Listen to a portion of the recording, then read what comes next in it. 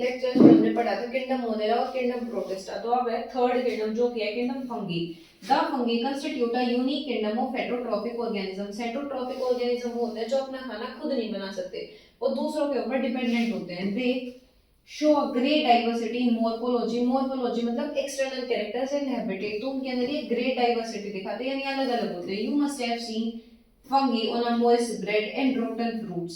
The common mushroom you eat and toadstools are also fungi. जो mushroom होते हैं और जो toadstools होते हैं वो भी fungi है।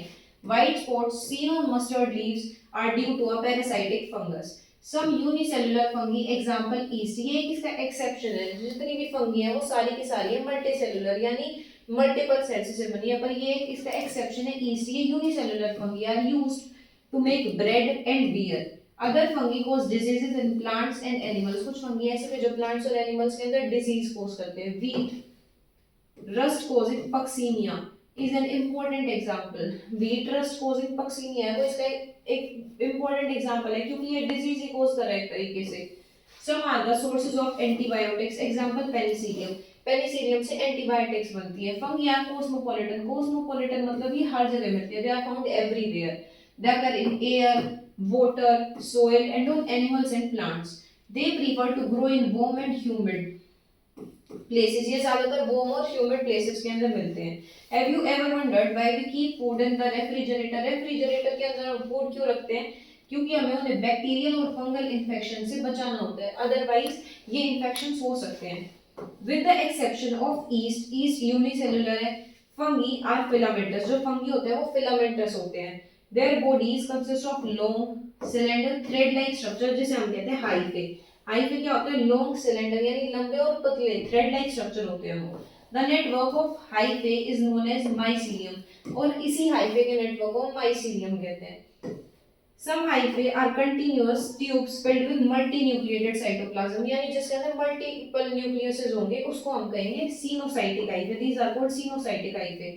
अदर्स है सेप्टेट और क्रॉस वॉल्स। कुछ के पास सेप्टेट भी होती है और क्रॉस वॉल्स भी होते हैं, यानी सेप्टा प्रेजेंट होता है, जिसे हम कहते हैं septate hyphae. The cell walls of fungi are composed of chitin and polysaccharides। chitin और polysaccharides से इनकी सेल वॉल बनी होती है। Most fungi are heterotrophic and absorb soluble organic matter from dead substrates and hence are called saprophytes। इसीलिए इन्हें saprophytes भी कहते हैं, क्योंकि ये dead substrate से organic matter लेते हैं। Those that depend on living plants and animals are called parasites। parasites भी होती हैं कुछ fungi।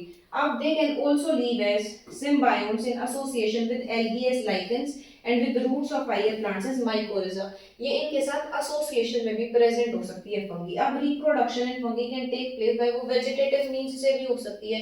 vegetative means मतलब वो fragmentation, fission और budding, इन तीनों में से किसी से भी हो सकती है। asexual और sexual reproduction वो करेगा spores से। कौन कौन से spores हैं वो?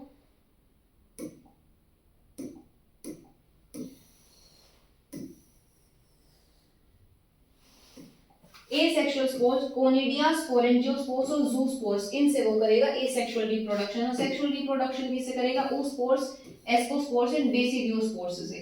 The various spores are produced. ये स्पोर्स प्रोड्यूस किसमें होते हैं? फ्रूटिंग बॉडीज के अंदर प्रोड्यूस होते हैं। अब सेक्सुअल साइकिल के अंदर ये तीन स्टेप्स होते हैं जो कि सीक्वेंस के अंदर फॉलो होते हैं। सबसे पहला होगा प्लाज्मोगेमी। प्लाज्मोगेमी मतलब प्रोटोप्लाज्म का फ्यूजन होगा।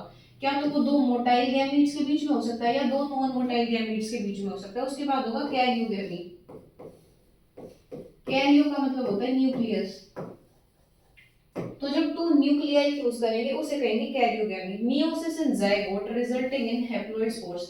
और उसके बाद होगा जायगोट के अंदर मियोसिस यानी रिडक्शनल डिवीजन, जिससे एन यानी हैप्लॉइड स्पोर्स बन जाएंगे।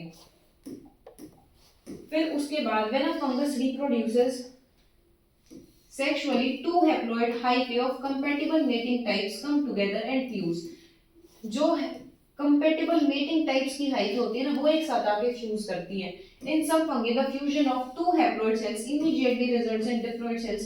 कुछ के अंदर immediately diploid cell बन जाती है, 2n होती है जो। However, in other fungi, जिसके example है Ascomycetes और Basidiomycetes, an intervening dikaryotic stage आता है। इनके अंदर एक intervening dikaryotic stage आती है, मतलब n plus n that is 2 nuclei per cell। दो न्यूक्लियाई बनेंगे पर सेल उनके अंदर। सच अ कंडीशन, इस कंडीशन को कहते हैं डाइकैरियोट और इस फेज को क्या कहेंगे, डाइकैरियोफेज।